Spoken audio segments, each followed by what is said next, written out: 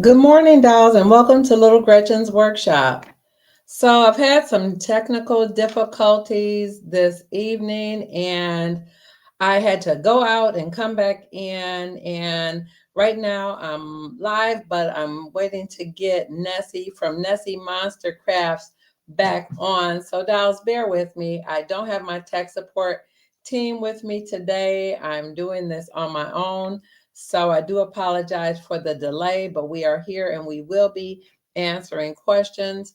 If you went to the one that wasn't open, I hope you can see us now. Hi there, Janie. Oh, it's so good to see you in here.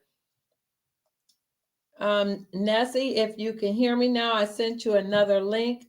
So as soon as I see you on the screen, I'm going to pop you on and we can start answering questions. Okay, and who else do I have here? Playhouse in the Woods. Oh, I'm so glad you made it. Yay. Okay. That is so good. Oh, we got Deborah. Yeah, Jersey girl. Okay. So we're getting the party started. Nessie, do you see me? I know I had to go back in. So just so you dolls know, Nessie was here. She was on time. I was having technical difficulty. It was me. I don't have my tech support and I had to shut everything down and try to come back on. So I do apologize and I do appreciate you all for bearing with me. Nessie, where are you? Hope you can see me. Hope you got there you go. There you go. Come on. There we are. Okay. Here we're popping you in, adding you to the stage. We have a split screen here. There she Yeah, is. we did. Oh my goodness.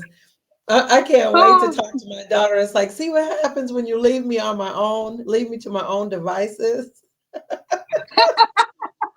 Oh my goodness. Well, look at that. Look at oh, that. Nancy, we've got a nice team here. We've got Playhouse in the Woods. We got Janie Bird. We got Debbie Mercado, which is Jersey Girl, Goodness and Mercy. Oh, good, just goodness. 333 Little Homes. So we've got our crew here. I know that's Sherry Lynn, but I'm just reading everybody's I call them their handles. So this is great. I'm just so glad to see you dolls. This is really, really wonderful. So as I mentioned, I told them Nessie, as you know, when I didn't have you on the screen, I said Nessie was here. She was on time. She was ready to go. It was all me. So, the delay and everything Mana, on me.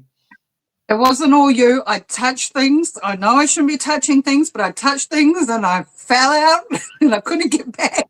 But I guess I didn't realize, like when you're in the back studio, you have to go out and come in to get that little icon that lets you know you're live. But so I'll remember. Maybe that means I need to do it more often, so I'll know the sequences better. So this You is know, good. So this is good. So you know that what? could be a plan, though. Huh? That Huh? could be a plan, though. Yeah, yeah. I Because, probably I probably do need to do.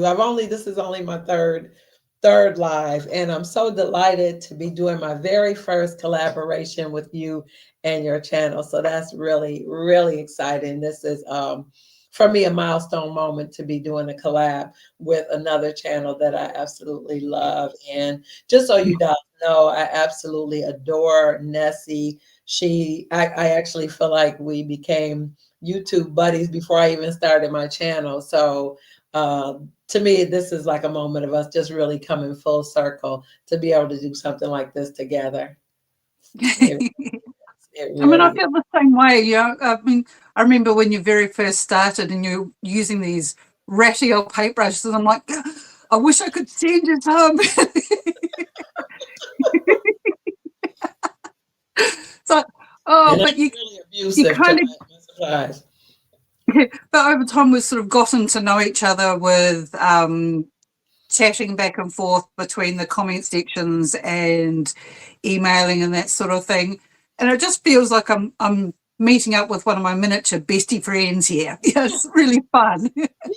And it's just so amazing. Like we're in two different parts of the world.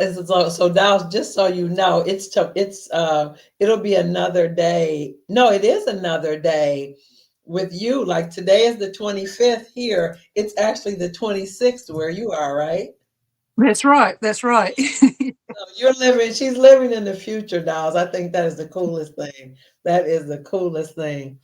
Oh, Yeah. somebody said Yeah. they've got us is that been on 3 different threads. Oh, this is your Hi, first Michelle. live. Hi, Mary. Oh, that is cool. Well, I'm so glad to have everybody here. I appreciate you all taking time out of your day to be with us. And we do have quite a few questions, so we might as well just go ahead and get started. And I'm going to go ahead and let you kick it off, Nessie, to start with one of the questions you have from your subscribers, and we'll start with that. And so I guess you can answer it for you, and then I'll answer for me. So go ahead. Okay. I actually only got one question from my subscribers, so I'll hold that back a little bit. I think we need to sort of get into the vibe of it before we can really answer it Okay. to the best. But I'll start off with, I know it's like choosing a favorite child, but do you have a favorite doll? Oh, for me, a Yeah. favorite doll? Oh, well, you know what? It's like the kids. All of them are my favorite, but they're favorites for different reasons. Yeah. I get to have a lot of fun with Aunt Bess's character because she's a combination of a couple different family members.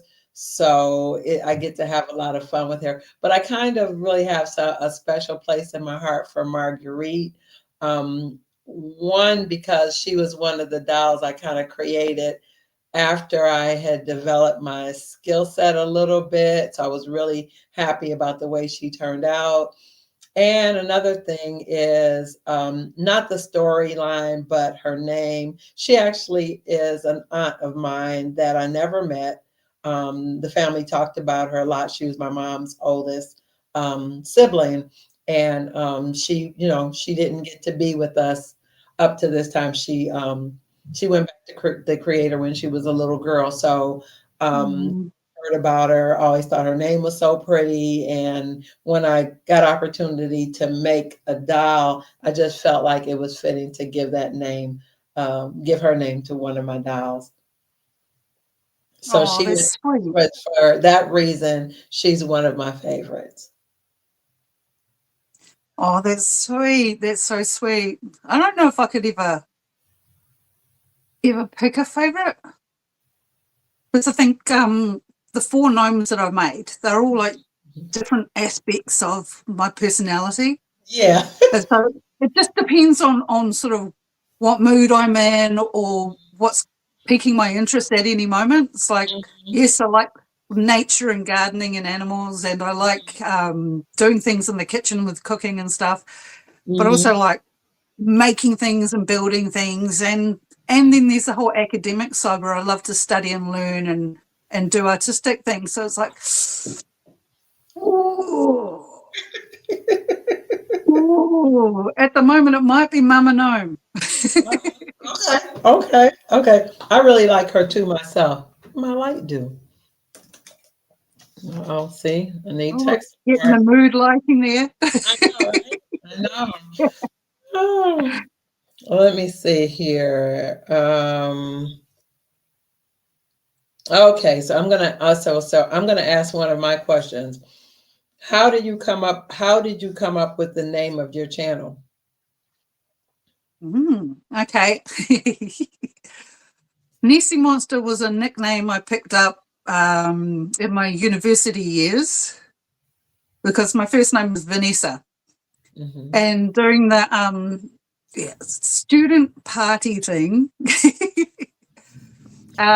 somebody were writing names on our cups so nobody mixed up their drinks. And somebody got smart and wrote Nessie Monster on mine, and it just kind of stuck. And a lot of people assume that I'm Scottish because of it. I do have Scottish heritage. My grandmother came from Scotland. Hmm. But yeah, just Nessie Monster. And I So think that's funny that it happens like that, like sort of like as a joke, and then it just stays with you. Yeah. yeah.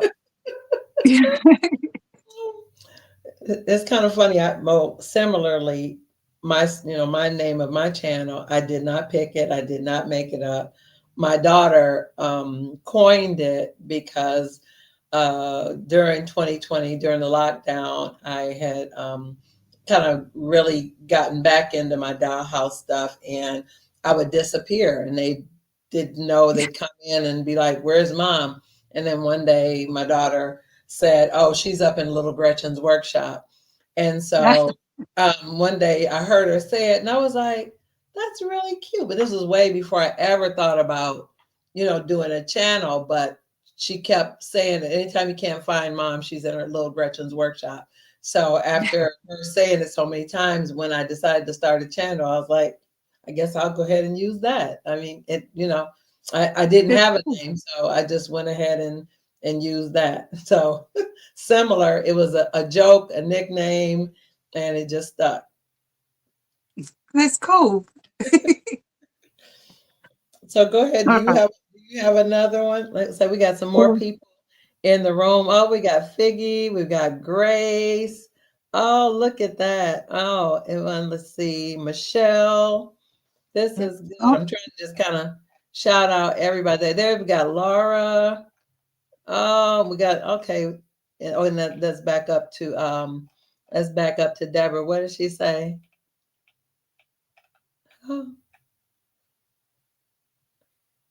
Oh, yeah, she said she knew that she remembered when Marguerite was my assistant. Oh, oh, I nice. This is really nice. Okay, well, you think can I, go ahead with another one. And she says they're big Gretchen. Well, that is so funny, because here in Michigan, our governor is named Gretchen Whitmer. And I thought it was oh, really funny when she came into office, people start calling her Big Gretch. And everybody, when they would see me, like we would say, they say Big Gretch, Big Gretch. And it's like, that's kind of like a playful nickname among my friends. And then there's a lipstick company here in Michigan called the Lip Bar, and it's a lipstick color that Governor Whitmer wears, and they coined it and named her color of their lipstick Big Gretch. So it's just kind of funny because growing up historical, nobody knew my name. When I would say my name, people would just kind of look and stare. So when she came into office, it's like, okay, now people know how to say my name, spell my name, they can pronounce it. We're good now. So that's kind of funny. She said, Big Gretchen. Yeah. I'm Big Gretchen. Little Gretchen is my imaginary, not imaginary. She's my childhood self. She's my childhood self. So when I say Little and Gretchen, my it's so childhood. important to let your childhood self come out and play too. Yeah, yeah. So I keep her. important. I keep her alive and well because she's where all of my creativity comes from. Yeah, Yeah. she's where it comes from. Yeah. I see. Oh, Rich. Oh, there's Rich. Oh, that's so sweet. So glad to have you I here. see.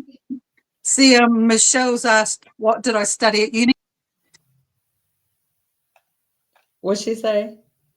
Uh-oh. Michelle asked, "What did I study at university?" I studied a bachelor's degree in sociology, but also side quested into film production and, Oh, oh, that's cool.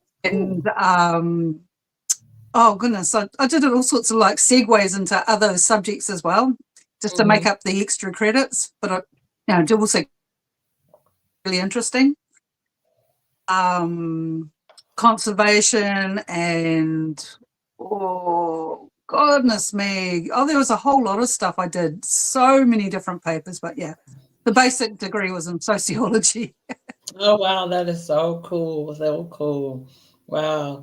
It's just like so you have a plethora of experience and knowledge and things like that as far as like you said filmmaking and all of that. That is really, really good.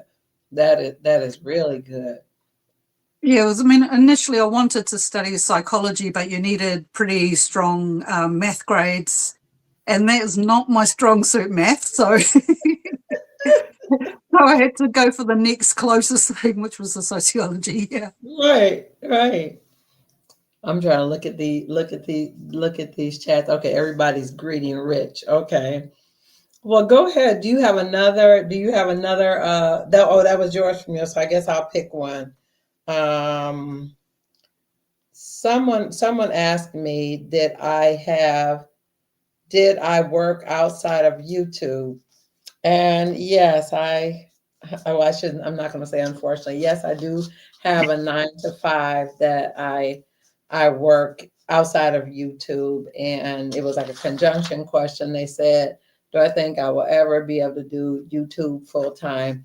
And the answer is yes, that I'm fighting for my life. I am fighting to get to that point. But currently, yes, I do have a 9 to 5 job that I work every day, and then I call my 5 to 10. When I get off my regular job, I'm working all the rest of the evening for my YouTube channel, and doing working on my videos and things for that come out of my channel. So yes, yes, the answer to that is yes. Cool. Cool. That's Mary. Oh. Cool. All right, we'll come up with another question. How old were you when you got your first dollhouse? Oh, oh. Okay, when I got one as a gift, I was 10, but I call that the official real 1/12 dollhouse, but I actually had several throughout my childhood, so I think they planted the bug for miniatures at a really young age because I actually had the Fisher Price little people, the little dolls that are made of wood. They're like little bitty Oh, wood yeah. peg like people. So I had that one.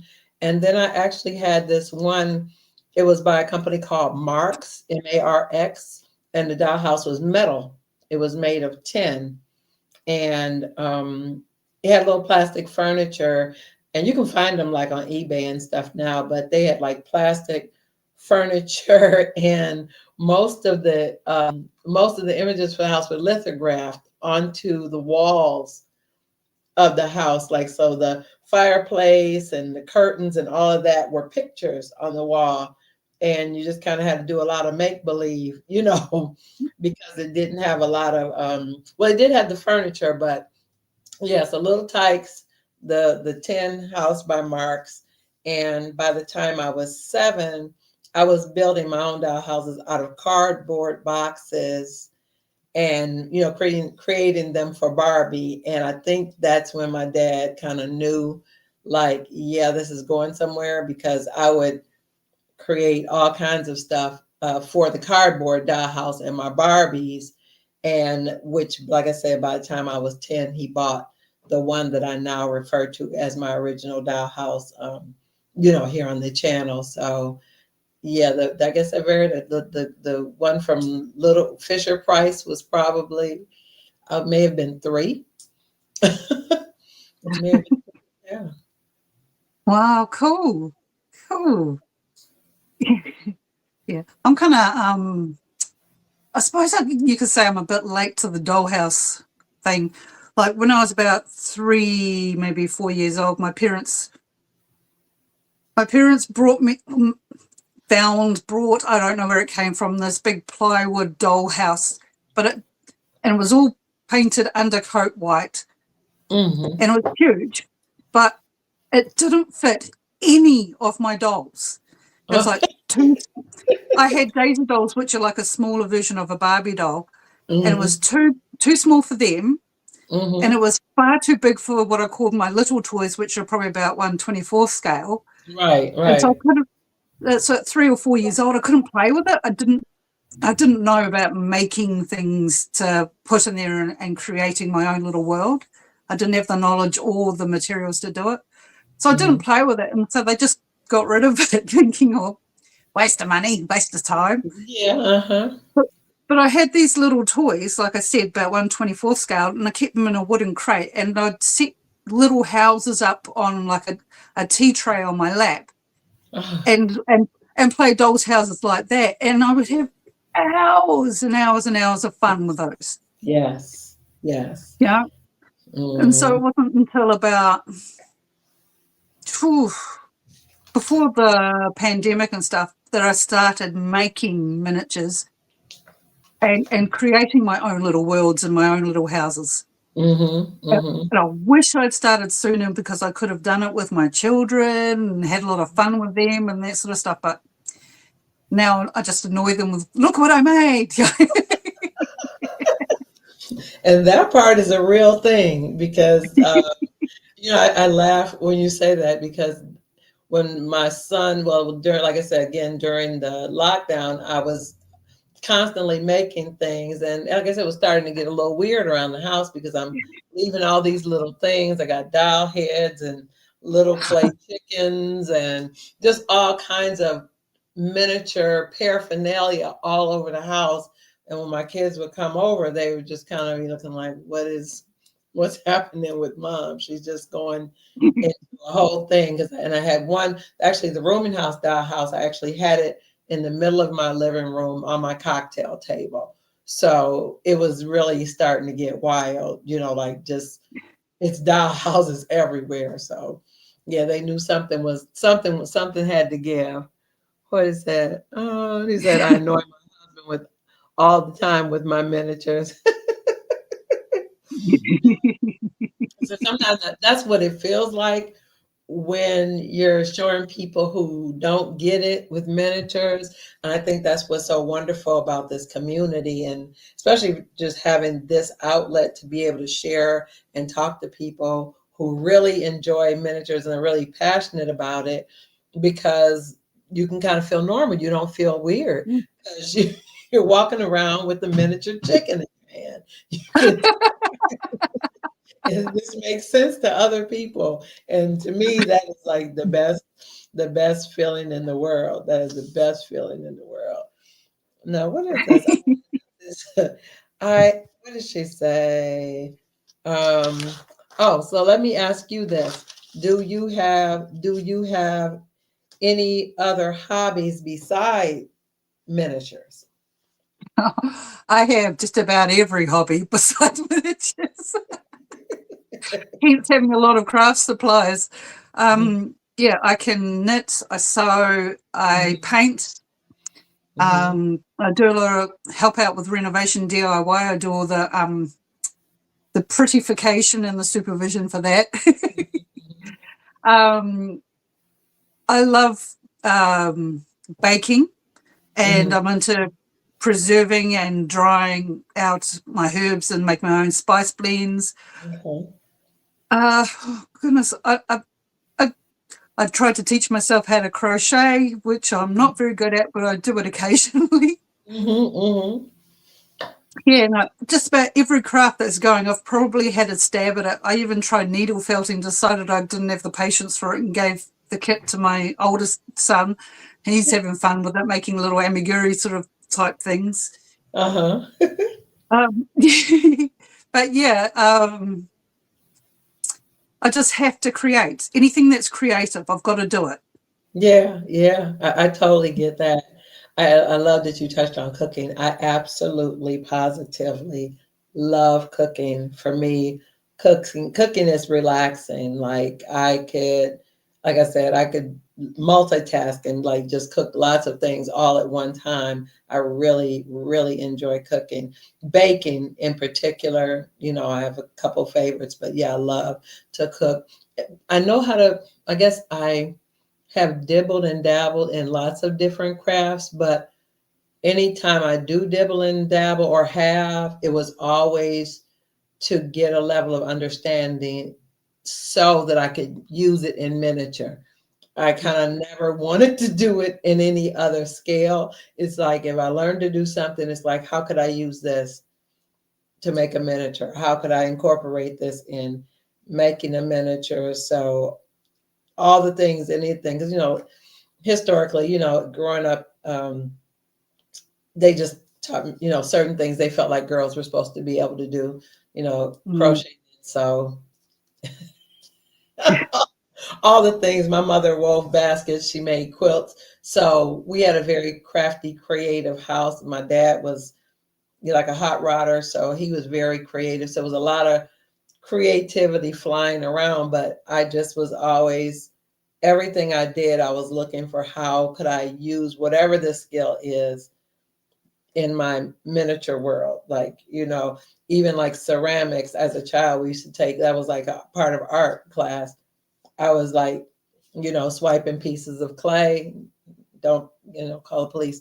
But I was keeping, hoarding little pieces of clay so I could bring it home and see how I could make something for my dollhouse and then take it back to school and get it fired in the kiln so I could, you know, bring it home. But yeah, I never really wanted to do anything except make, use it to make miniatures. But that's the exact thing. You know, you use so many skills when you're making miniatures from scratch. You use Mm-hmm. so many skills that you can pull in from all these different Yes. techniques and methods and stuff, and it all comes in so handy. You just got to try and figure out how to downsize it all. Hmm. Yeah, but it never gets boring because you can work on wood, you can work on fabric, you can work on the outside of the house, you can make food, you can do pillows and cushions and bedspreads or curtains or rugs, and it's, I think like, I think it's like the perfect thing because it utilizes everything. And I'm not into metalworking, but you know, sometimes trying to tool the aluminum foil to get it to do things. I mean, you know, you kind of get to do a little bit of everything in miniature because it has so many different facets. It has so many different facets. Mm, mm. It's fantastic. All right. Okay. What's the next question? Can you remember the very first mini that you made?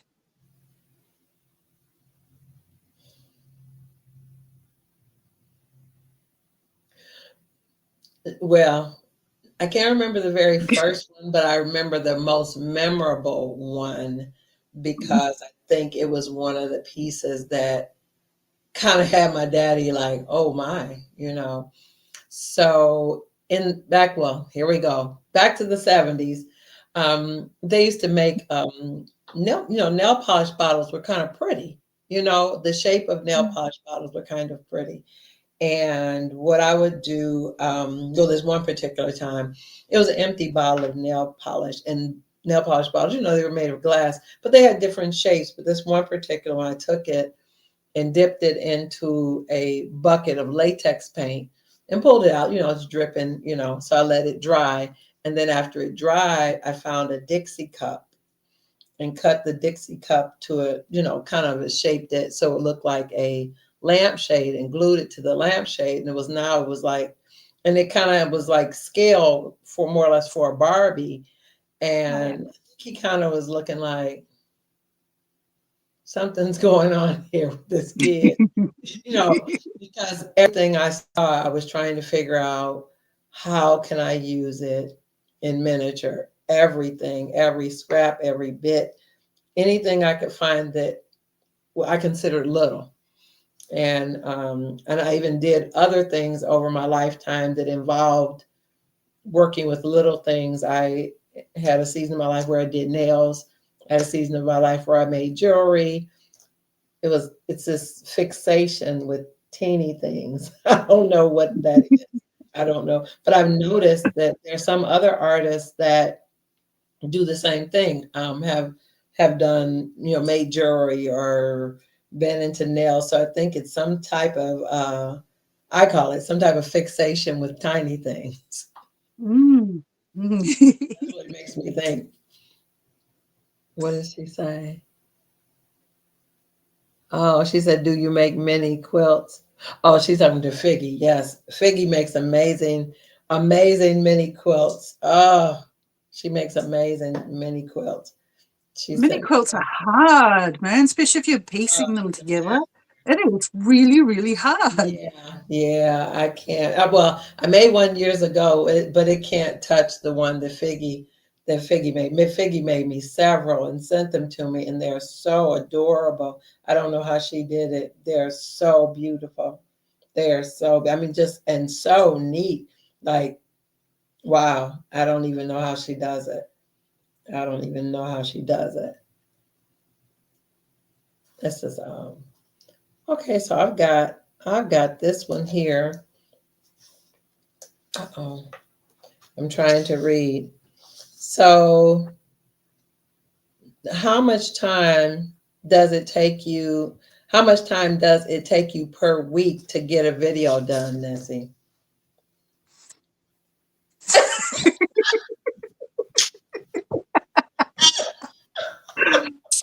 Ooh. It really depends on the thing that you're making for a start, because that can take either a really quick time or it can take a really long time with you waiting for the glue to dry, the paint Yeah, to dry, and you yeah, might only have literally half an hour here on this day mm, and maybe 3 hours on that day to work on it, sort of thing, and it can take a while. yeah, You know, I think the longest it's taken me to make one individual thing is maybe a week mm, working on and off, okay, but then the video editing process will take me about over 2 to 3 days, working about a few hours each day. yeah, yeah, yeah, Yeah, that, and that's working quickly on it. You know, the yeah, bigger ones, it takes me a lot more to try and condense it down, because nobody needs to be sitting there for an hour and a half mm-hmm, looking at how to wrap cord around something and put some paint on it, you know.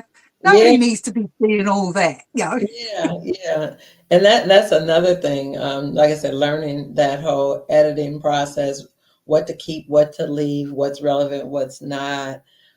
Yeah, same thing. Well, I just laughed when I asked the question because I don't think I've ever calculated it. I guess I probably should. A lot of my videos, I do what they call batch creating. So I might be working on a chair and a doll and some perfume bottles, and I'm taking all in the same session, but then I have to Mm. split all the chunks up and divide them up. So I actually got enough footage for 3 different videos, but I got to do all this splicing and cutting and Mm, mm. separating it to, build out, the video, the introduction and whatever like that. So yeah, it's I've never actually tracked the time. I'm afraid. I don't know if I really want to know. I don't know if I really want to know how much of my time, but it's kind of weird. I love it so much. I would be doing it if I didn't even have a channel. I love it like that. I love it. I love it. I love it. I promise you. I just love to be able to work there. And there are literally times when I'm like looking at my life schedule, like looking for moments and pockets when I can work on my miniatures and be in my craft room uninterrupted. I don't have to leave. The only reason I have to go out of the room is to get water, take breaks, and eat. I just want to be able to. If I get like a 3-day weekend or some extended days, I'm trying to just be in there, because to me, when everything gets quiet and nobody's around and there are no interruptions, I can really kind of get lost and literally lose track of time while I'm creating. So yeah, Mm. knowing how much Yeah, time it takes, I don't want to know. you think you're going into your workspace for about 5 minutes and you emerge 3 hours later, Yes, blinking in the sunlight. yes, yes. Just like, have I stood up? I've been sitting here and rolls on my chair. So I'm rolling from one part of the room to another part, getting stuff, and it's like, yeah, you can get lost in there, and you can forget to eat. Yeah, yeah. I've been dehydrated from sitting in there too long. Yeah. It's like walking around the house with glue and paint all over my clothes, spreading little bits of paper and string all over everything. It's like, oh, Oh, funny. All right. Okay. Let's see. One of my viewers asked a question, and I think it's something a lot of us face. So she's kind of lost her mini making mojo at the moment. So she Mhm. wants to know is how can she get her miniature journey back on track? I honestly think she needs to play. She needs to play. I I say that all the time, and I'm not saying that to be cliche. Like, my inspiration comes from my playtime, because in the midst of you playing with your house and playing with your things and moving things around, you'll see things that need to be done. You'll get new ideas about what, like, maybe at one point you put one type of curtains up and you're like, you know what? My skills are a little better. I think I can pull that out, swap it out, and change it. And it's like almost with, like, just like in real life, you start, you put a new light fixture up. Now you want to paint the whole room. If you start with something really, really small, something really, really simple, it a lot of time will get your creative juices moving, so you can see what else you'd like to do. And I always say that my dolls are my inspiration, but I mean that. Like, I play with them, I move them around in the house, I'll reposition them and do stuff, and while I'm doing that, I'll look and be like, hmm, I need to do that, or that could be a little bit better. I actually have certain things right now in the house that, now that I've developed certain other skills and I feel like I'll be able to execute it a little bit better. I'm looking at remodeling some things. But it comes from, to me, that space of play. I think sometimes, in efforts to make things perfect, and it's nothing wrong with wanting to execute or create a perfect scene or a perfect miniature or whatever. But I think sometimes you can get lost in that and forget about the fun, Mm, and when you're having fun, so many wonderful things just come to you when you take the seriousness jacket off and just make it playful and make it relaxed. And I just think wonderful things just come to you when you play. I really do believe that. So tell her to just get in there, start playing. Don't look for inspiration. Just start having fun and see what happens. eh? There you go, Heidi, you heard her. No, now I've got a question here. It has to do, like, what is your favorite room to work on in miniature? Oh, kitchens. There is so much that needs to go into a kitchen, and you never run out of ideas. You don't, Uh, you don't. It's like I've spent nearly a year working on the kitchen in the gnome home, making Yes, bits and pieces, and I am nowhere near finished. I've still got so many ideas jamming yes, away up here of yes. things that I need to add, and I want to start gluing things down and put them in place because I'm finally over my fear of gluing things down. Yeah, I yeah, want things to stay in place. yeah, yeah. That's real. That is so real. I absolutely agree with you. So, Kitchens are my all-time favorite. They're so personal. They're so personal because you get to, like, what kind of pots and pans do they use? What kind of food do they eat? How do they work in the kitchen? Is it it's just so, the layers are endless, from yeah. silverware to cups and plates and dishes and cabinets and utensils, and just all it is, I think, yeah, all-time favorite kitchens, all-time Mm, favorite kitchens. But I do enjoy a good bathroom here and there, because bathrooms, to me, because they're a very intimate space, mm, you can say a lot about who somebody is based on what's in their bathroom. And trying to collect things that express certain things in a bathroom, to me, it's a different type of challenge, because you have to do it discreetly, but it's comical. I got tickled. One of my subscribers, I'm sorry, I can't recall the name right now, but she gave me some false teeth. I thought that was so cute. It's so cute. and I really want to put it together and put the teeth like in a little jar and sit inside, like on the sink in Aunt Bess and Aunt Janie's, like not sure which one of them needs it, but I just want to have it in there. I think that's such a fun little detail because, it's just like I said, it's, certain personal things that are in a bathroom that just, it just says who's there. Is it kids here? Is it children here? Are there older people here? Are there, how do they groom? What kind of things do they use for grooming? So I just love, I do, yeah. So kitchens are first, bathrooms are second. Very cool. Very cool. Now, Um, go ahead. do you have a favorite piece that you've ever made?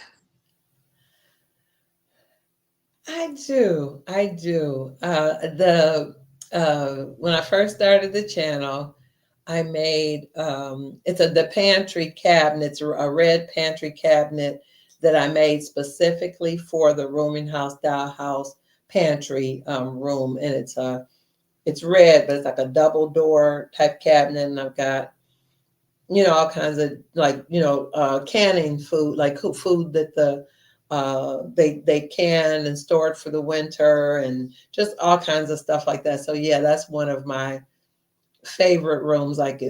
Favorite pieces because if I remember correctly, I think it's one of the first pieces of furniture I made here after I started the channel, and I made it from scratch. Yeah. I think I remember that one. That's Yeah. cool. That's cool. Fun. That was a lot of fun. I like, first, yeah, I got to thank for cabinets. I just thought about that because I've made several cabinets, the one with the glass in it, and that one I made the stove and the little table. Yeah, so yeah, I really do like cabinets and something about stocking cabinets and shelves and that kind of stuff. Yeah, that's fun. That's really fun for me. That is awesome. That is awesome. I think one of my favorite pieces was one I actually didn't even make on camera because it was one of those just experiment and see if you can do it kind of things. Uh-huh. But it turned out so good, I don't want to make another one because I don't want to be disappointed if it doesn't turn out. Uh-huh. But it's little tiny, tiny air dry clay Dutch oven kind of pot Okay. with a lid. Uh-huh. And I Uh-huh. painted Mm-hmm. it up to be like 1970s orange on the outside, and it had a little bit of dirty staining, and it's white on the inside. Mm-hmm. And it turned out so good. And I just absolutely love it. Love it to bits. But I'm almost too scared to try and make them again because I don't know if I can quite replicate how well it turned out. Oh, I'm sure. And I think that, but honestly, I feel like after you do it that first time and just break yourself in, just go ahead and just do it. I think sometime, well, I do. I know I do. Um, a lot of the things, here's a true confession moment. A lot of the things I make here on the channel, that is the first time I've ever made them. So, And I and then I get excited, and that's why I make so many. Like I'll make it, and it's like, oh, and then it's like I just got to keep doing it because I keep trying to see if I can outdo that first time and like do it again, do it again, do it again, do it again, do it again, do it. Because I used to, as a child, when I would see really, really beautiful miniatures, not that it is, you see like, oh, that's amazing. But I learned from daddy, like when you see something incredible like that, that just means they failed hundreds of times. And they kept going back and they kept going back and they kept like nobody comes out the box making it just perfect. You fail over and over and over and over again until you perfect it. And after you perfect it, you keep perfecting on top of that and you keep getting better. But it's all a process of training yourself, training your eye and your hand to cooperate, and each iteration is a little bit better. And there's nothing wrong with me. If I fail, that means I need to fail again and fail faster so I can like get into the flow of creating something, like really, really amazing. But because I didn't do it good that first time doesn't mean that I'm not gonna do it good. I mean, we don't do that. When like you see a child learning how to walk, they fall and be like, oh, I guess that kid's never gonna walk. That's not what that means. It just means they gotta get up and try again. And they fall and you say, oops, you lift them up, come on. And you get after a while, they're running, climbing, and jumping off of stuff. But those times of failure is where you learn what you did wrong. You learn what you need to change, what you need to edit, what you need to, where you need to, because sometimes one part of it will come out really good. And you're like, okay, if I can repeat this part and then do better on this part, but not seeing it as a failure, just seeing it as an opportunity to learn what to do differently the next time. That's, you know, that's I say that's one of those daddy lessons. Keep going. You don't stop. Just do it again. And I remember having a instance where it was something I had done and it was crooked. And he was just like, well, you can't just leave it like that. You got to take it out. I said, but if I take it out, I'll break it. He said, well, break it then. Just break it and fix it. You can't leave it wrong. If it's wrong, you can fix it.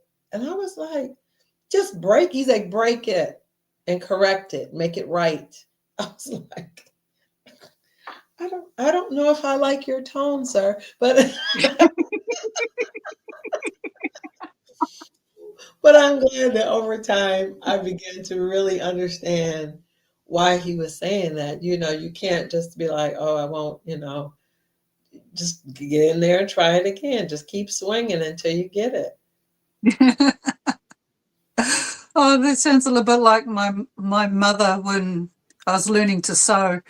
Because she was a perfectionist and she was an excellent sewer. And Mm-hmm. anytime there was like a little mistake or a little tuck in the wrong place or something like that, she'd always be like, unpick, do it again, unpick. So even now, sort of decades later, I can hear her voice in the back of my mind, unpick. I'm like, Yeah. Yeah. okay, let's do it again. That is so serious. I love that she said the only time we fall, or is the only time we really fail is when we don't get back up or we stop trying. And that is so true.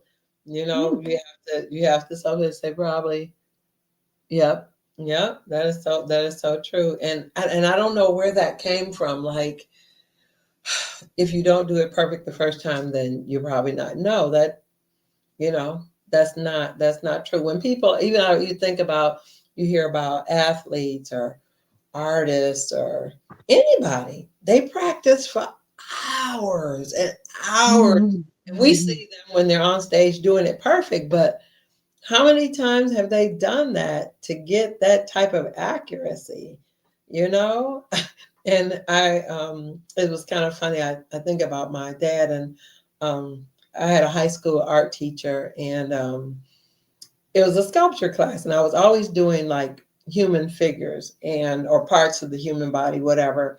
So I like to do faces and hands back then.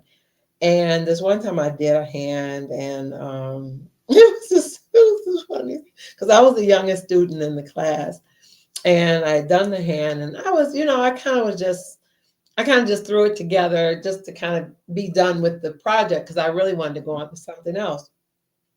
And he was looking at other people's projects. He was going from student to student. And then he got to mine and he looked at it. He looked at me. He looked at it. He looked at me. He looked at it. And he had like a sort of like the clay, the blade, clay blade. And he pulled out his blade. He looked at me. He chopped the hand in half. He said, do it over. Oh, And I was, I'm like maybe 14. And he said, no, he said, oh, I expect more from you. Like if it was another kid, I'll accept from them. From you, no, you got more. I want more. And so it's kind of funny wow. in a season where I am trying to critique myself like that. Like you can do better. You can do better. You don't have to, because sometimes you can get in the loop of doing things a certain way. But if I slow down, take a little bit more time, focus, those type of things, you can end up with a much better result. Cool. Cool. Okay. Whose turn is it now? Huh? I don't even know. I lost track. I did have one, but I don't know if I asked you. It's like, what's your favorite thing to create in minutes? Hmm. Oh, oh, that's a hard one. Oh, um,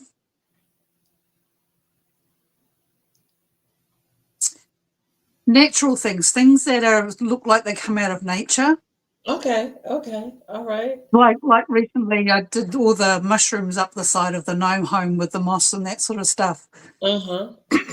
and the rocks that are made out of polystyrene or styrofoam, as you guys call it. Yeah, Mm-hmm. things like that, trying to replicate natural looking things and then incorporating it into what I'm doing. Mm-hmm. Mm-hmm. I think those give me the most satisfaction. And they just Okay. bring me a lot of joy. I mean, anything miniatures, of course, it's just like, Yeah, I love it. yeah, yeah. Mm-hmm. But, but, but getting natural looking things and Mm-hmm. trying to get closer to realism. Because I mean, a lot of my style is very almost, it's probably not the right word, but I want to say cartoony, It's sort of primitive looking. But when I can get something that's a bit more realistic to weave in there, Uh-huh. that's what I really love in there. That adds a whole nother dimension to it. Mm, Adds mm, another dimension to because to me it's like there's something almost it's it's for lack of a better word, it's almost something like mystical, like the blending of the two of the very earthy natural images that you create, and then with the playful characters, it's yeah, it's a like I said, it's cute and it's really comforting, mm. really cute and very very comforting, like cozy. It has a cozy feel to it, very cozy feel to it. So it's kind of funny. It's like if I was to flip it as far as the making the thing, I guess it would be the dolls. I guess it Yeah. would be making the dolls. I guess over my years of making miniatures, um, in all of my other houses, the dolls came with the houses and all of that. When I got to working with 12 scale, I had some dolls, but I think developing the skill to be create the dolls and the characters that I need for my stories and for the storylines and things I have. That's really fun, developing the characters, creating the clothes and adding the hair and just adding personality to these tiny figures. That's really amusing to me. I don't know, I get a kick out of it because it's almost like, yeah, like it's almost like they're telling me who they are or Mm, who they mm. want to They be or do. They do. yeah, because I've made faces and created the shapes, and then when I start to add the details and I'm looking at them, and I may even think that I'm going to do one thing with them, but then as I work on them, it's like that's not who that is. They need to be this or they need to be that, and that's kind of to me, kind of an amazing phenomenon that happens when I'm making them. So that's always a lot of fun because it's almost like, who is this? Who is this that I'm making? I don't find out until they're done. Yeah. Yeah. Okay. I just saw a really good question in the chat from my mini madness. She asked if we can talk about overcoming perfectionism and making miniatures. Oh yeah, well, I Yeah, we all know that one. with that. Oh, yeah. I guess that would be hard for me to answer that because I've never been. um, yeah, a perfectionist in anything because I guess I approach everything kind of with a mind of playfulness. So if something great comes out of it, it comes out of it. I think that was where, like I said, my dad was trying to bring me in. He's like, okay, we're going to play, but I need you to follow these wonderful suggestions on the and the kid, like, there like there's a part one, there's a part two, and I'm like, no, let's just start pulling stuff together. Let's start, So that would be hard for me to answer, Susan, because I've never really um dealt with or struggled with perfectionism. There's some areas that I try to do better at. I guess probably trying to paint the dolls' faces, but other than that, I kind of just jump in there and start swinging and just see what happens. But I think a good way to get around that, like I honestly, and I just say it a lot, but just play, just have fun with it. Don't make it too serious, because I guess I think of it at the end of the day, if you have dolls in your house, they're not going to be angry with you if it's not perfect.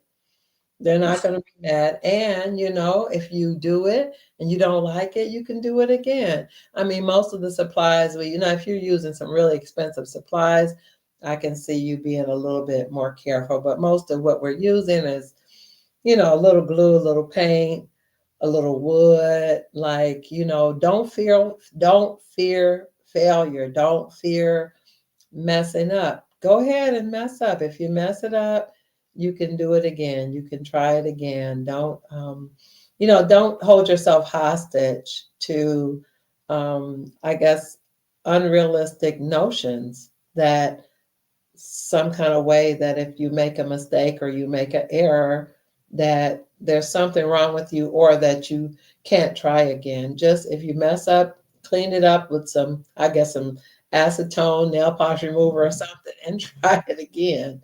Don't do that to yourself.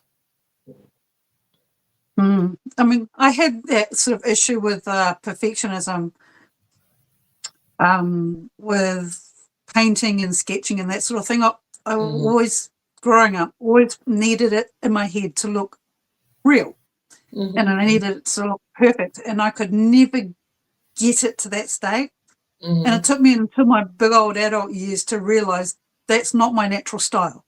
Mm-hmm. It's not my natural technique. And once I sort of made that connection in my brain, Mm-hmm. I started to enjoy what I could create, and I started to be able to stylize that, Yeah. my own natural style, and work on that and improve it to follow other lines like impressionism and that sort of stuff. And while I'm still not even perfect in any of these forms, I started Mm-hmm. to recognize and see the beauty in what I can make. And I Yes. think that translates into the miniatures as well. I can't do those. Oh, Lord. You see some people who make these exact, perfect replica antique miniatures, Mm-hmm. and the amount of skill and talent that it takes to make those, I don't have that.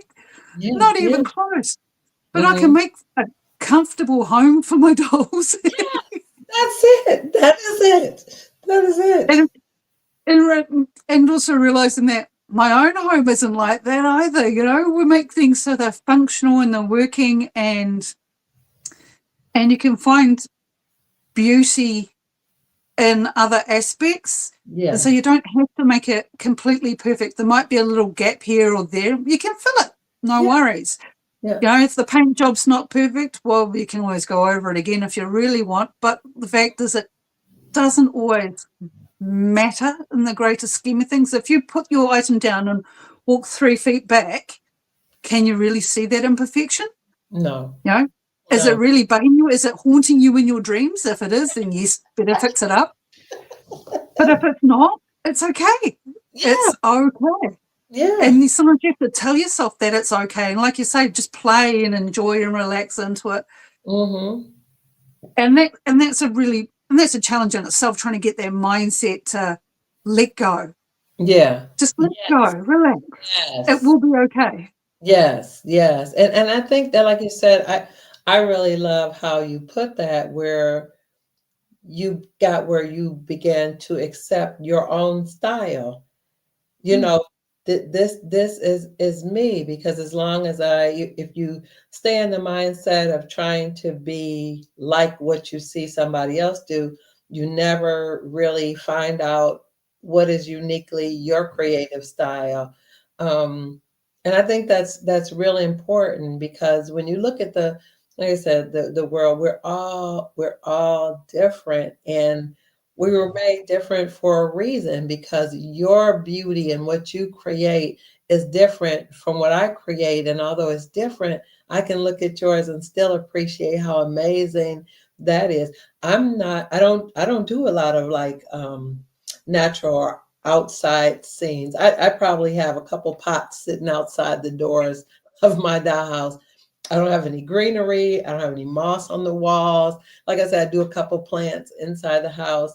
I don't do, but when I see really, I'm like the grass and all the things, I'm like, wow, that is really incredible. The leaves and, you know, mm, vines and all the different things, the texture of the wood on the bark of the gnome house. I'm just like, that's incredible. Like, my mind never even thinks about that. So I think it's really important for each person to just develop what their thing is and just make that beautiful, because that, like I said, that's what makes the world special, because I get to see and appreciate how amazing you are, and and get to appreciate just the beauty of what you create, and not everybody trying to do exactly the same thing, because that would be awfully boring.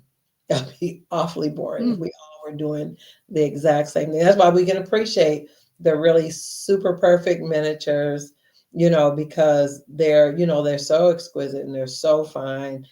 And I have times where I guess I'm trying to create a level of realism, but more than the realism, I guess I'm trying to create a feeling or a memory or Mm. mood, and to help maybe somebody create it so somebody else can see what I'm seeing in my head. More or less, like I said, a feeling or a mood more so than the realism. Because if you single out some of my miniatures in some of the rooms, you're like, what is that?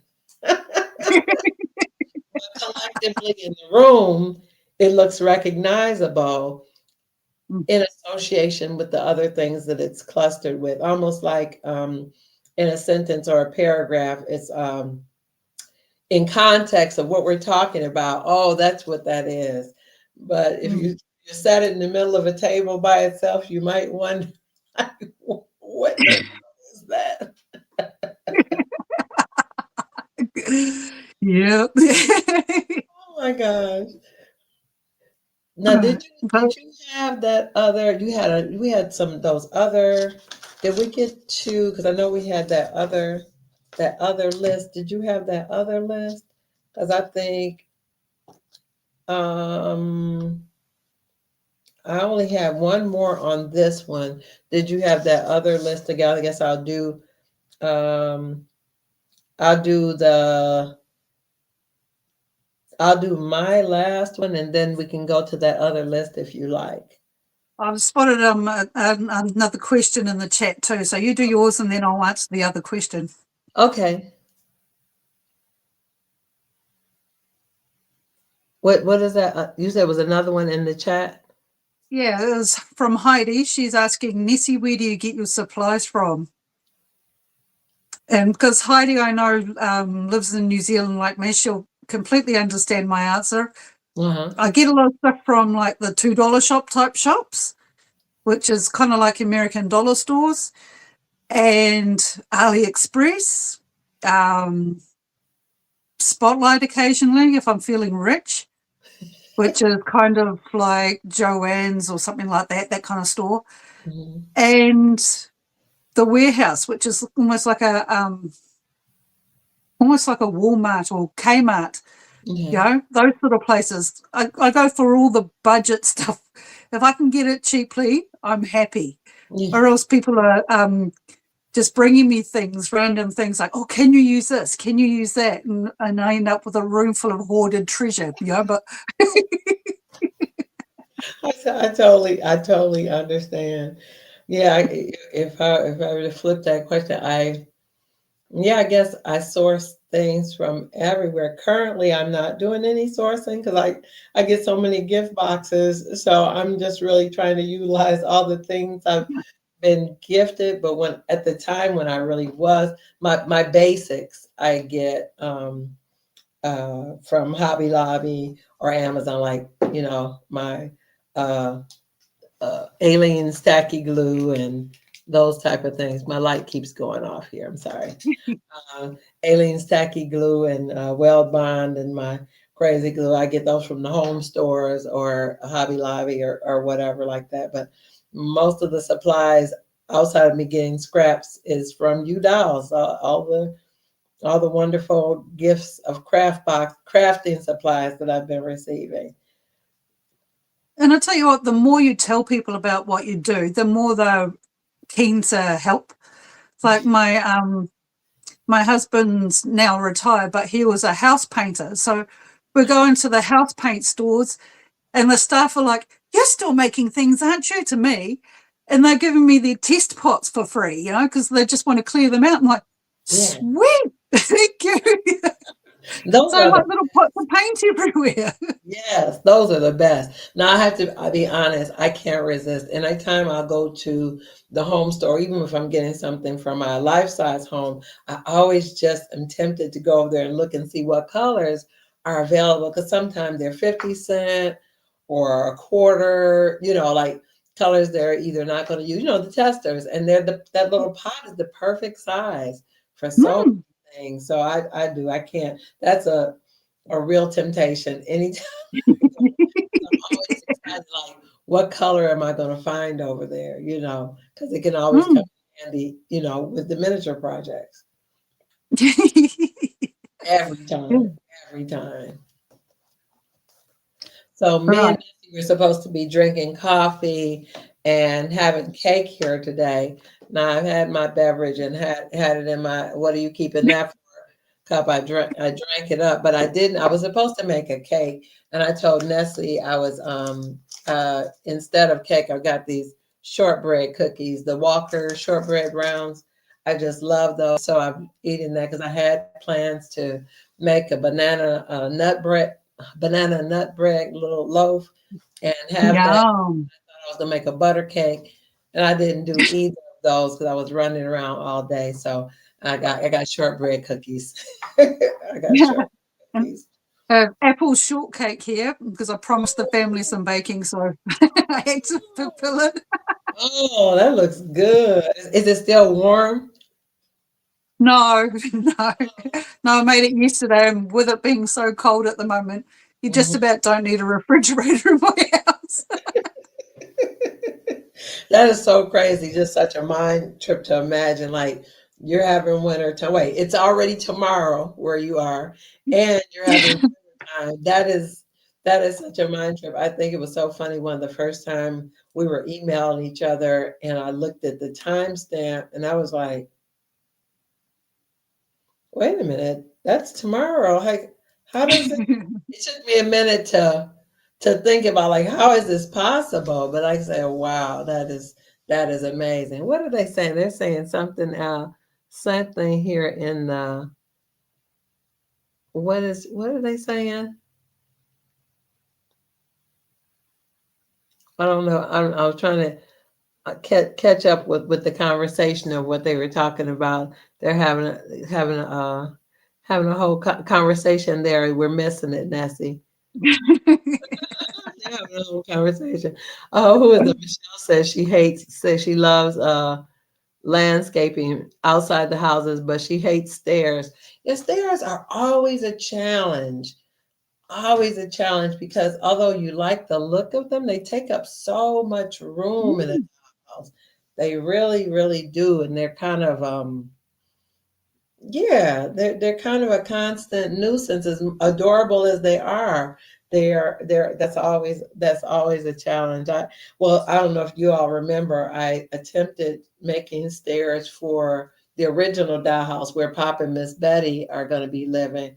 And I totally shut down the whole production of trying to make the stairs because I realized at one point the distances between the floors wasn't even, and it just got really, really complicated. And I just like canceled the whole project. So they don't have any stairs. They have imaginary stairs like my doll houses when I was a child, where I would pretend to make. It was just too much, and the house wasn't deep enough to, create it on the inside. And I built an outside platform, and I was going to attach it and try to do something similar to what Ava did on Bentley House Yeah, I Minis. was But just thinking about that. yeah, but it was just too much. And like I said, maybe I'll get inspiration somewhere down the road. But right now, it was just too much. I just took them out altogether. I just took it out altogether. So they have Yeah, imagined. yeah, yeah. I can absolutely relate to the whole stairs dilemma. I mean, the gnome home has this ramp up around the outside of the home for an external staircase, but I I so dread putting all those stair rises in all the Yes. way up it that I just keep sort of do a bit outside, and then when it gets to that, I'm like, oh, I think I'll go inside the house now and work on the inside, trying to avoid it as much as Yeah. possible. I totally understand because it is quite challenging. I don't know what it is with that stair thing. It's almost as though, I mean, you were doing like the proportion thing, the 1 inch to 1 foot, but just the amount of room it seems to take up, and it makes it difficult sometimes getting furniture out or getting things around it. And then the thing is, the dolls actually don't use the stairs, so I Yes. am whispering like nobody knows, but it just almost seems unnecessary. It's like, why is it? But when you look in the house and you see the steps, they just look adorable, but they are Mm. such a challenge. I'm thinking I actually may go ahead and do it when I do my Allison Jr. And it was easy to do for the rooming house because the house is so big. I was able to kind of put it. They already had a stairwell area, and I can kind of take it out and put it in. Um, I think hopefully I'll be able to do something similar where it'll be just removable. I don't think I'll ever glue one in place because it's like I said, it's just too, like I said, it's too cumbersome, and it makes it difficult to get the furniture in and out. They're having a whole conversation over there. I was trying to glance to see what they were saying. Now, did you have those other the other Oh, the stuff speed round, about? the other that game I made up. All right, Oh, so okay. right, right, So, everybody. So I I'm want gonna. to. Oh, okay. Go ahead. I'm sorry. I'm sorry. I want to make a disclaimer. There are no right or wrong answers. It is just a bit of fun. So Mhm. nobody get into a fight over the answers in the comments, please. We're just having fun and nothing's set in stone. I came up with this idea for this speed round game where come up with two alternatives, this or that sort of thing, and we just pop out which one's the preference of the moment, because we can change our minds later. That's all right. All right, so are you ready? Okay. Let's go. Polymer clay or air dry clay? Polymer clay. Okay. Wood or cardstock? Wood. Kit set or scratch build? Would you say what? Kit set or scratch build? Oh, kit set or a scratch build? Oh, that's like I like both. Oh my goodness. Oh, that one's hard because it kind of depends on what it is. Uh, Mm. I have a tendency to do my scratch builds when I can't find what I need, like as far as size, space, shape, whatever. To me, I'll do it because I feel forced to do it because it's like I don't see what I want, so now I've just got to make it. But I kind of like them both. I get a kick out of the kit because everything's kind of figured out, and if I want to change it or do what they call I hate to say kit bash, but if I want to modify it, I can. But scratch builds are fun because, like I said, you just kind of, yeah, that one's a tie. I can't say it. All right. Next one, trash to treasure or original new build? When you say new build, you mean new supplies? Something you made from new supplies right from scratch, or trash to treasure, which trash to treasure, where you're making Trash, something from recycled items and yeah, trash to treasure. That's my heart. That's where yeah. yeah. Okay. Working on an old house or a new house? Old, old. It's something about a renovation that just does it for me because it makes you. You know what? It makes you have to think outside the box. You have to get a new vision for it, removing all the old, trying to overcome whatever challenges. Not saying, like the new ones, it's everything's perfect and you just putting it in and you don't have to do a lot of thinking unless you modify it. But yeah, I guess I do. I have a thing for old houses or houses that were previously owned, and I have to reimagine and kind of bring them back to life. Okay. Man, that light has a mind of its own. Okay, here's one. I'm pretty sure I know the answer. Play or display? Play. Yeah.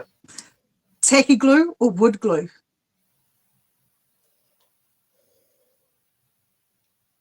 Tacky glue.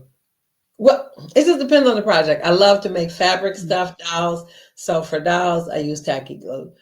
Wood is for when I'm building stuff. So I like making dolls the most. So tacky glue. Yeah. Okay. Mini buffet or mini groceries? Mini buffet. Perfection or imperfection? Imperfection. Handmade or shop bought? Handmade. And following the kit rules or going rogue? Rogue is my life. Oh gosh. Yeah, rogue is my life. And it's so funny because sometimes for a long time I was like, oh, why am I like this? And after a while, I just had to embrace it. And it kind of started to make me laugh because in the rogueness of it all, the unconventional, um, in those process of doing that, I guess I have so much fun. That's why I continue to do it because it's so much fun defying define the rules. I guess I feel like there are so many other parts of my life that are so structured and so very, there's not a lot of room for um, that type of playfulness. So when I get the opportunity to just kind of be, I just enjoy it because it's like I don't want to. I don't want the rigid rules of all the other things that I have to do in life. I love the freedom of that, and I guess I just can't let that go. Cool, cool. So how many doll houses do you have now? Um, okay, so yeah, so it's a total. I own a total of six, but I have four in what I call operations. So I've got the original dollhouse, the one Daddy gave me as a child. I have the original dollhouse, which is no, the original dress shop, which is the house Pop and Miss Betty are just moved into since they've been married. In a rooming house, which is the one I started the channel with, and then the Aunt Shirley dollhouse, which is the new dress shop dollhouse. The fifth one is the Allison Jr. that was gifted to me a couple years ago for Mother's Day. That I'm going to start it before the end of the year. That's going to be the home that Marguerite and her family is going to move into because they're kind of the rooming house is getting kind of crowded. So they're going to move into that house when I start getting it going. And then lastly, I have another house that I've never shared on the channel. It sits in my hallway. I think maybe I'll have to do a video about that. But I actually found it on Facebook Marketplace. And it was at such an amazing price. I just couldn't resist, and I bought it. I just because somebody was almost giving it away. Like you guys don't want it. Like that's an amazing house. Like, how could you just? That's all you want for it? And it was so. It was like brand new. It had been assembled, and that was it. It just and they had all the stuff to it, and I was like, I gotta get it. I gotta do it. You know, Yeah. so sometimes it's like the deal is too good. Too yeah, the deal is too good to just leave. So yeah. So total of Yeah. six. Now, Oh, boy. she teases me sometime because she'll say to me that she's gonna they think that one day they'll come and there'll be nowhere to sit at my house because there'll be doll houses everywhere. They might not be wrong. Yeah, that's how it's starting to feel. Oh. Oh, funny. Okay. Okay. What's your favorite cake, and have you made a miniature version of it yet?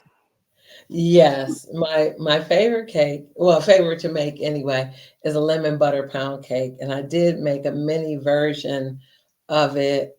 And whose house is that in? I think it's in the rooming house. Yeah, but lemon butter pound cake. I really need to do it again because I think I I could make it a little bit better than I did the first time, but that's my favorite. I love chocolate cake, but I have not Mm. mastered a chocolate cake in life size. The chocolate cakes that I have made in life size have been shamefully made with box cake mix. That's but yeah, I it's actually the year that I need to perfect that because over the years growing up, certain creating or making certain foods, yeah, you had.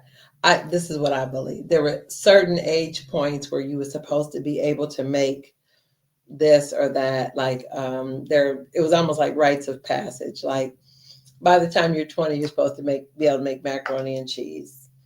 By the time you're, a certain age, you're supposed to be able to make good rolls. The greens, the cornbread, all the things you were supposed to have. By the time you were a certain age, you should be able to make certain things. And chocolate cake is like my last stand. That's the only thing I've never made from scratch. So I just yeah. See now you brought it up, let Nessie. I've got to do it. I've got to learn how to make chocolate cake from scratch. Tell you what, I'll send you a recipe for chocolate cake, and it's dead easy, and Okay. it's dairy free and egg free as well, I think, from memory. But it's so, so easy. Really? Yeah. Yeah. Yep. Yep. And it's super easy. I'll send you the recipe when we hop off here, Okay. and see what success you have with it. Okay. All right. All right. That'll be fun. That'll be fun. Okay. Well, yeah, that's the one thing. So this is what it's this it was about to be August. So I need to make one for the holidays this year for Thanksgiving and Christmas. I need to make a chocolate cake from scratch. But all the other things I can do the lemon butter pound cake. I can do cheesecake. I can do Mm. peach cobbler, apple cobbler. I can do apple cake. I can do sweet potato pie. All the things. Just that chocolate cake. I don't know. I don't know what happened. I don't. Well, when I was a kid, my grandmother used to make it. So it was sort of like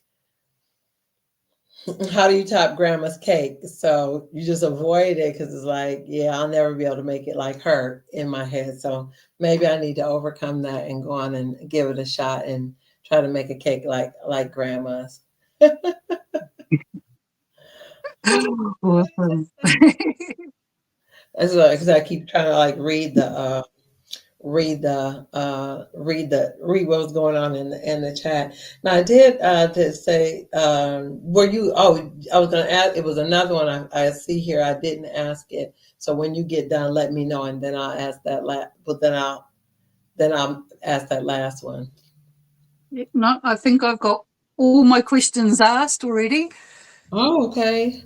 Okay. Yep. Well, this one is like it's twofold. Well, they asked me, do my dolls represent real or fiction people?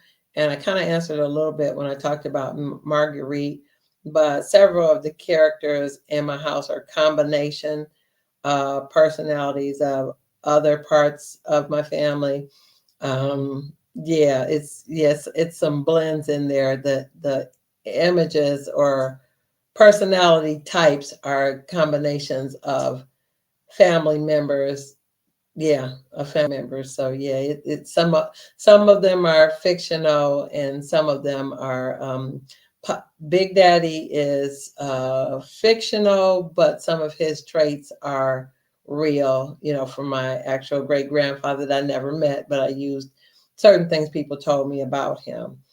Big Ma, the name actually is from my great grandmother, but some of the traits and characteristics, some of those are fictional. Um, Miss Maisie actually looks like my maternal grandmother, but there are different things about her characteristics that are different. So it's kind of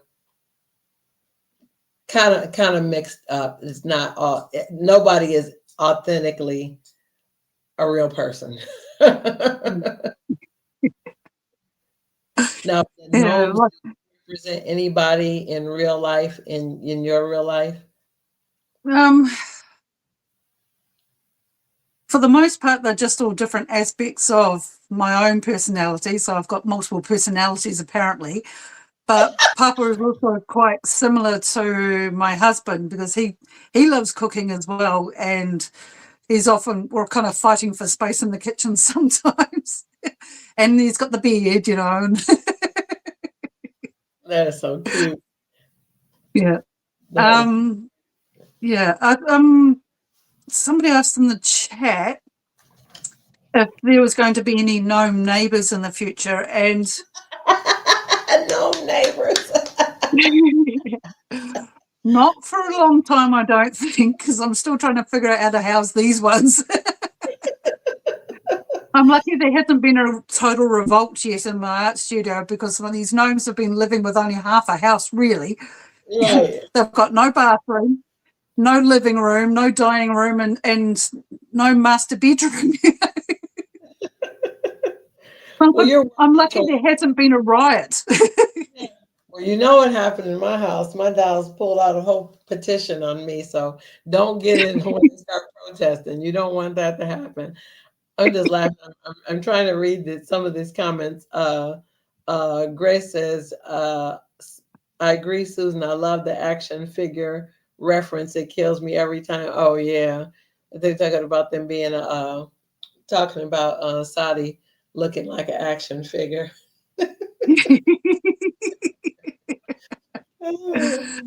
So that's a whole Oh, nother doll community. What is that? This is fun. Oh, there's Tiny Keyhole Minis. Oh my hey, gosh. Jolene. Jolene, thanks for joining. And there, yeah, that's Susan. We got Grace, Heidi. Oh, this is great. I just so much, this is so much fun. I just appreciate everybody popping on and having fun with us. That is so funny. That's so cool. So let me ask you, Nessie, this is kind of like, because we talked about it a little bit earlier when Heidi was there. We were talking about finding inspiration. How do you find your inspiration to create the things that you create? I literally dream this stuff up.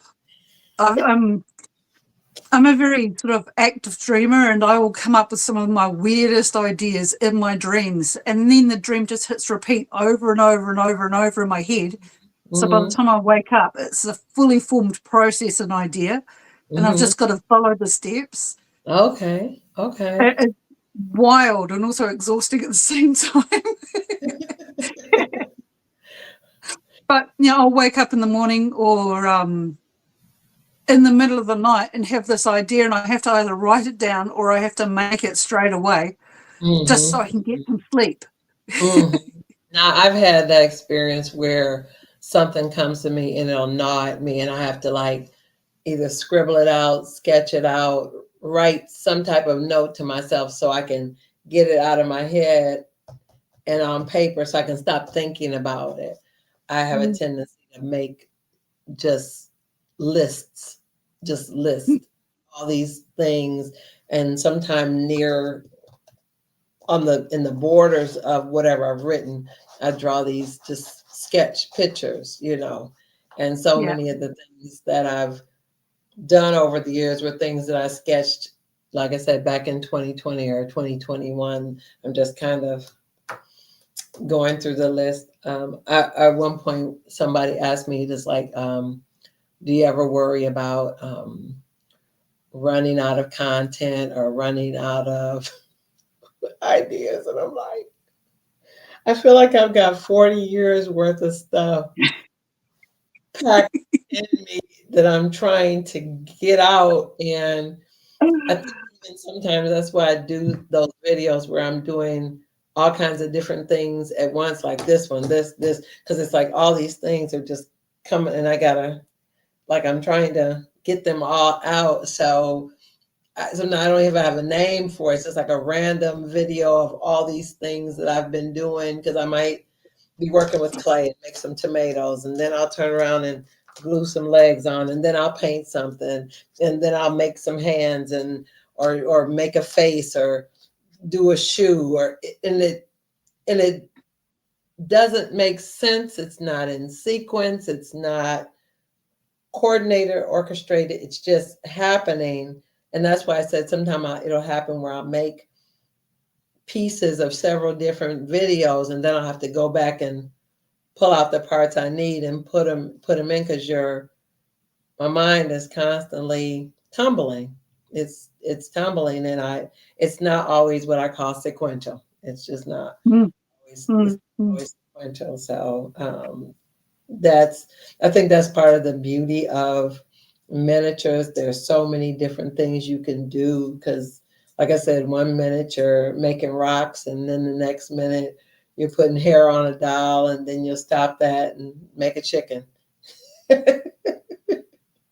Yep, there's no chance of getting bored when you've got so many different things on the go. It's Yeah, like yeah. my the two most recent makes, which I'm still working on editing the videos because I keep getting sidetracked. I made them at the same time, like you do with a lot of your projects, but at the same time I'm getting ideas of, oh wait, I need to make this as well, and then I've got to do this, and then I should do this, and then I'm like, whoa, come on now, Nessie, dial it back, one thing at a time. Yeah, yeah, that's real. That is so real. And I can get lost, and for whatever reason, let me ask you this. Do you find times where you lose track of time? Yes. Oh yes. And 100%. yeah, yeah, you just lose track of time. You just get lost in it. Yep. Yep. My family know if they can't find me, just look at my studio because that's probably where I am. Hmm. There have been times where, say, like you mentioned earlier, where you say, okay, I'm going to be here like 5 minutes, 10 minutes. I'm going to do this. Maybe I'll say I'm going to put 30 minutes into it. And then I literally, it's almost like this is the only way I can describe it. It's like I get sucked into this vacuum, and I'm gone. And I'll look up and it's 3 a.m. and I'm fully awake, Yeah. not tired. And then it's like I almost have to work up into the point of, when I say exhaustion, where I know when to stop because I start dropping things. Hmm. Like you've emptied the clip, there's nothing left. Like you'll work, and then it's all of a sudden it's like then it'll just be like, okay, you're done now. But until that all that energy gets out, I can't put it down as fast because I'm saying this and I'm saying that and I'm gluing this and putting this together and oh yeah, this and oh yeah, and then I get done and it's five of these and three of these and two of these and it's just stuff all over the place. But then I come down and it's like now I can go to bed. It's 3 a.m. I can go to bed. But there are times I feel like, especially because I work, you know, my regular, day hour job, so many times I can't really create like I want to because when I get off work, there are things I have to do, other responsibilities. And then by the time I get to my workshop, it's like I'm constantly watching the clock because I got to go to bed so I can get up. So sometime on Friday nights, between Friday night, Saturday night to Sunday, I'll just zone out and just really enjoy myself because I don't really have to worry about the time constraint of having to go to bed because I have to get up the next morning. So yeah, those are what I call sweet spots. Yeah, yeah. So rude of real life to intrude on our miniature time, isn't it? That's how I feel. It's like we need to stop the madness. I need to just be able to just do this. Even like today, this has been to me so much fun to be interacting with you, one, but then to be interacting with our audience in real time. That is, I am loving this. That's why I really need to master that whole going live thing because I really, really enjoyed this. This has been so, this has been amazing. This has been so much. It's so different too having you on here with me. I've done lives before, where I did other things, but I was the only person here. But for you to be in here live time, talking with me along with our audience this has made it so much fun. This has made it so much fun. Yeah, it's like it's made the best crafting circle ever. Because Oh, everybody's yes. on the same page. We're all into the same stuff. We all know exactly the vibe. Yeah. Now, were you nervous about starting your channel when you first started? When I first started, I'd already been sort of playing around on YouTube, but I hadn't really sort of settled into a channel yet. Hmm. But the thought of going on camera used to fill me with absolute dread, and I'd stop being able to speak coherently because I'm like getting all nervous and stumbling over my words, and then not knowing where to look, and all that sort of stuff, and slightly hyperventilating. But I'm better with that now. Hmm. But it takes some getting used to. So Yeah. anytime I hear somebody saying they would like to start a channel but they're not sure about it or they're nervous, I'm like, just do it. Just Hmm. get in there, give it a go. And if nobody watches, that's fine. You don't have to worry about looking a fool. Yeah, and it's a real thing. I mean, well, for like I think I've shared that with you before. For years, nobody knew I did miniatures. It was something that I hid. I didn't tell people because people didn't understand. So it was something that I did not share with the rest of the world. So to be on here doing this now is like, what? Like I actually share my creations with the world when historically it was something I didn't talk about, I didn't share. I mean, even if someone came to my house, it was not something I share. I remember one time a friend came to visit me and she kind of came impromptu. I didn't know. And I was working on things on my dining room table. So we were talking about whatever was at hand. And she's looking over my shoulder like, what's going on in there? Like she's seeing doors and people and tables. And like her eyes were like so big. And she was just like, what's happening? Where does this stuff come? She just was mind blown. And she's like, I don't know you. Like, you do this? Like, this is a thing? Like, and it was so, it really, she talked about it with such admiration and such kindness. I was kind of, because I had my mind of like, I should have thrown a sheet over it to cover it so I wouldn't have to explain myself. But her, she was very positive and very, encouraging, but at that season, I couldn't ever. I mean, that was like at least 20 years before I did my channel. So that, yeah, I was probably 2004 or 5 or something like that. Yeah, I wouldn't have ever shared it with anybody. So to be here and be able to share and show it to you all, it means so much. Oh, okay. People are starting to say bye. So I guess we're getting to the end of this. I'm glad you all enjoyed this so much. I thank everybody for coming. Nessie, thank you so much for doing this collaboration with me. I've enjoyed that. I appreciate you as a person. I appreciate your art. I appreciate your friendship. And thank you so much for doing with this with me today. This was awesome. This was really awesome. We're gonna have to do this again.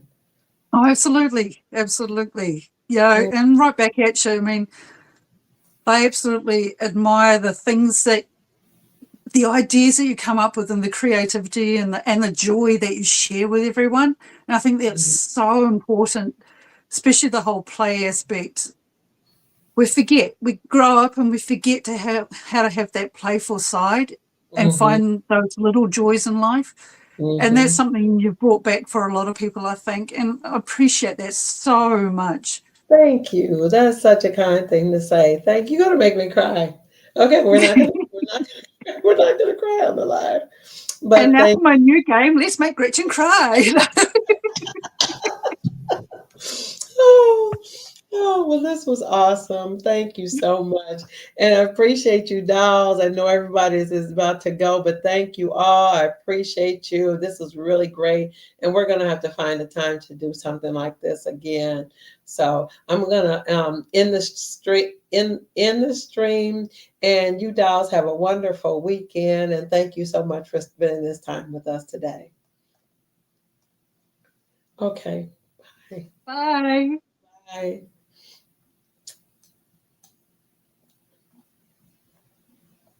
Okay.